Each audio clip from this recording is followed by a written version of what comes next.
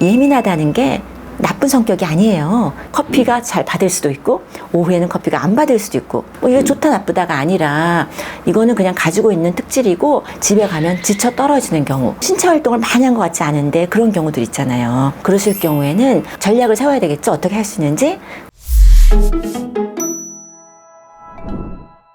네, 안녕하세요. 서울대학교 심리학과 한수원입니다. 회사 갔다가 집에 왔을 때 완전히 녹초가 되고 일단 뭐 웅웅거리는 소리하며 소리가 막 시끄럽게 나기 시작하면 불안하죠. 불안한데 우리가 또 사회생활 해야 되니까 할 수 없이 얘기를 하고서 있다가 바깥에 나와서 이제 숨을 쉬고 그런 경우들이 있거든요. 왜 그럴까요? 오늘은 예민한 사람들 때 우리가 어떻게 극복할 것인가? 이런 이야기를 해보려고 합니다. 그 예민하다는 단어를 여러 가지를 쓸 수 있거든요. 성격 특질 중에서 여러 가지가 있는데 그 중에서 생물학적으로 타고난 것들이 있어요. 외향성, 내향성 이런 것들인데 그게 우리가 단순히 다른 사람들하고 만나는 걸 좋아한다, 혼자 있는 걸 좋아한다, 그걸 넘어서는 거거든요. 어떤 차이가 있냐면 보통 내향성이 높은 사람들의 경우에는 가지고 있는 타고난 각성 수준이 더 높다고 그래요. 각성가가 더 높아요. 뇌 안에서. 그러면은 이제 이미 높은 각성가를 가지고 있는데 너무 큰 자극들이 있고 시끄럽고 막 뭐가 많고 그러면은 이제 그게 너무 불편해지고 이제 힘들어지는 거야. 막 너무 많아지니까. 그런데 우리가 안 그럴 것 같지만 외향적인 분들이 오히려 가지고 있는 각성가가 낮아요. 그렇기 때문에 계속해서 새로운 자극을 찾는 거죠. 그래야지 우리가 원하는 중간값으로 가는 거예요. 우리는 항상 밸런스, 중간을 찾게 돼 있어요. 우리가 생물학적으로. 그렇기 때문에 우리가 내재적으로 가지고 있는 각성가가 너무 높을 경우에는 자극이나 이런 시끄러운 것들이 굉장히 부담스러워지고 힘들어지는 거거든요. 각성가랑 관련돼 있다는 걸 생각하면 이런 걸 생각하실 수 있어요. 우리가 아침에도 커피를 여러 잔 마셔야 되고 그냥 오후에도 커피 막 마셔도 기운이 막 나고 더 많이 필요하고 그러신 분들도 있죠. 그런가 하면 오후에 커피 마시면 잠을 못 잔다 이러시는 분들도 있죠. 사실 그런 것도 가지고 있는 각성과랑 관련이 있어요. 저도 이제 오후에 커피 마시면 잠을 못 자는데 뭐 커피를 많이 마실 수 있는 게 뭐 좋다 나쁘다가 아니잖아요. 이제 그거는 이제 우리가 받아들이는 신체적인 조건인데 사실은 이런 성격 특질이 뭐 좋다 나쁘다 이런 게 있는 게 아니에요. 커피가 잘 받을 수도 있고 오후에는 커피가 안 받을 수도 있고 뭐 이게 좋다 나쁘다가 아니라 이거는 그냥 가지고 있는 특질이고 그래서 이제 사람들을 많이 만나는 게 힘들거나 자극에 예민하거나 그러실 경우에는 전략을 세워야 되겠죠. 어떻게 할 수 있는지.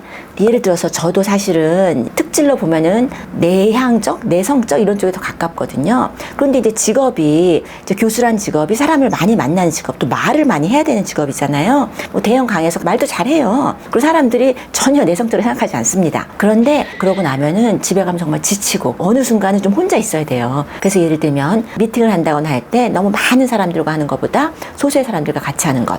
이렇게 하는 게 좋고요. 그리고 또 많은 사람들과 우리가 사회생활을 하다 보면 당연히 만나야 되고 여러 가지 뭐 시끄러운 데도 가야 되고 하잖아요.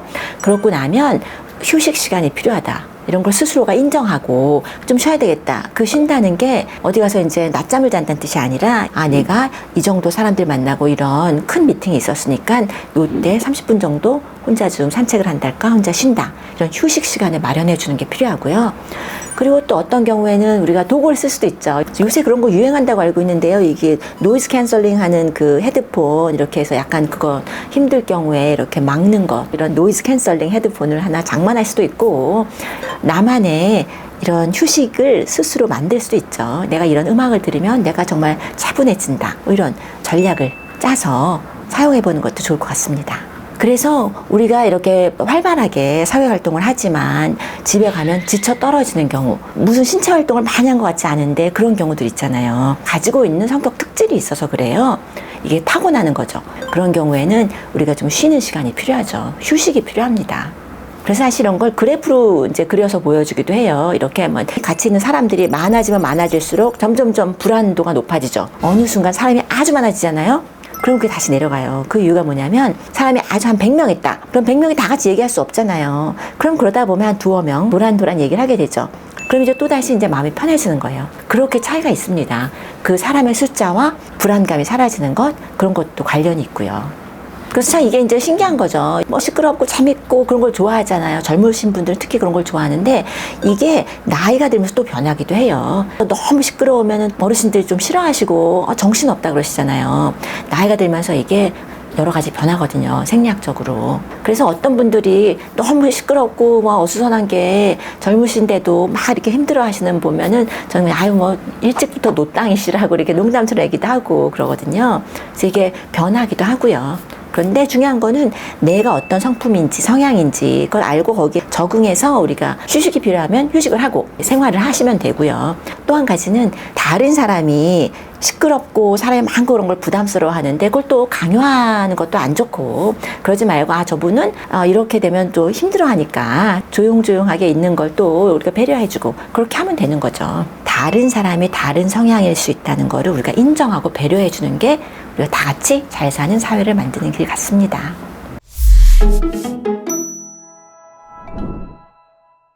오늘은 예민한 성격, 우리가 어떻게 적응할 것인가 그런 이야기를 해봤습니다. 예민하다는 게 나쁜 성격이 아니에요. 여러 가지 장점이 있습니다. 적은 수의 사람들과 소통하면서 더 깊이 있는 소통을 할 수 있고요. 또 새로운 걸 창조하는 능력이 더 많다는 얘기도 있어요. 사실 극복한다는 의미보다는 거기에 맞춰서 우리가 더 적절하게 생활을 하는 게 어떤 방법이 있을까 그런 이야기를 해봤습니다.